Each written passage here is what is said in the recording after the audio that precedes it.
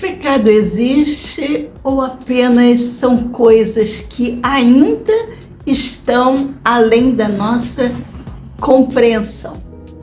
Aqui eu convido vocês realmente a se posicionarem, a começar a se posicionar, pelo menos, dentro de algumas possibilidades. Por que eu estou dizendo isso? Porque eu quero mandar em vocês? Não. Porque na posição em que eu estou, como terapeuta, como taróloga, como alguém que faz reiki, lidar com os cristais, com os pêndulos, estuda neurociências, tudo acaba batendo numa vala comum.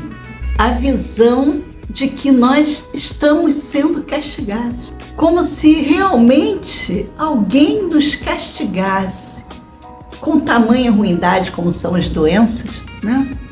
Tem doenças, eu estou agora fazendo reiki, em 2 pessoas que estão apresentando câncer, vão fazer exame, uma inclusive está fazendo exame hoje, e outro vai entrar num tratamento. E muitas vezes a gente se dobra à doença como um castigo. Eu fiz alguma coisa. Há alguns séculos atrás, existe isso até com passagem na Bíblia, onde a pessoa doente se apresenta a Jesus dizendo que ele estava ali doente porque estava cumprindo o pecado dos pais, pagando pelo pecado dos pais. Então eu também tinha essa compreensão, Às vezes eu não fiz nada, então para justificar, para que ele entendesse por que ele estava sendo vítima de algum acontecimento tão trágico, tão terrível, vinha o consolo de: eu estou pagando pelo pecado dos meus pais.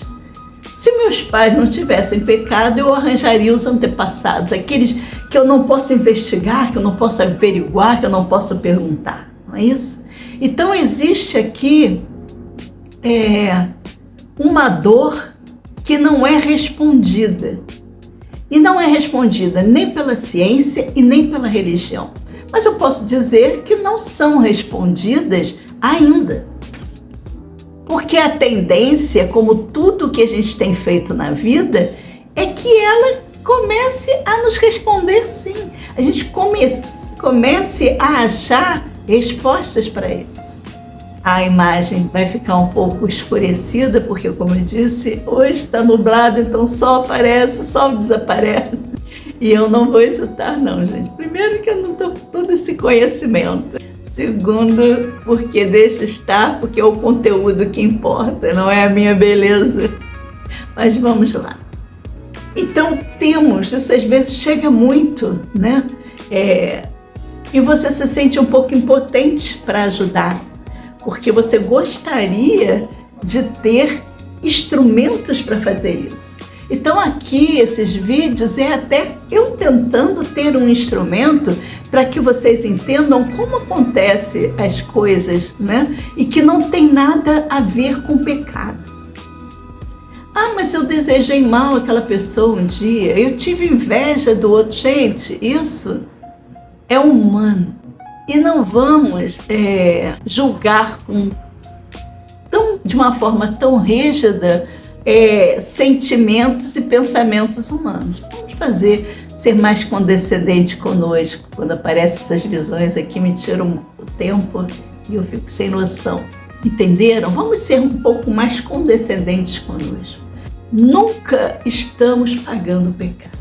A doença nunca é pecado. E agora também tem essa moda de que nós provocamos a doença em nós. Eu já estou levantando uma outra possibilidade. Eu sou a dona da verdade? Não. E pelo amor de Deus, não me coloque isso em cima do ombro. Eu já levei muitas responsabilidades na vida, mas essa não é uma que eu queira levar. Não. Mas é mais uma opinião. E eu tenho o direito de ter essa minha opinião e de falar sobre ela, porque eu escuto dos outros, eu leio dos outros. Esse conhecimento humano acumulado nada mais são também que opiniões, baseadas em alguns fatos reais. Você emite a sua opinião e a gente vai pegando esses aglomerados, junta, mas sabe, esse Frankenstein que a gente vai juntando. Gente, eu estou emitindo mais uma e digo, vocês não estão pagando pelos erros dos seus antepassados, pelos erros porque não é erro, é alguma dissonância, algum desequilíbrio. E é importante que você entenda que se esse desequilíbrio se apresentou em você, o equilíbrio também pode acontecer. É uma modulação. Eu já coloquei em outros vídeos que nós somos um aglomerado energético.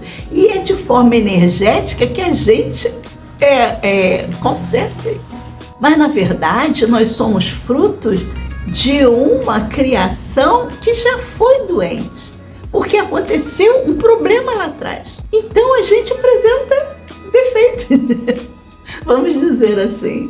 Mas, como aqui está?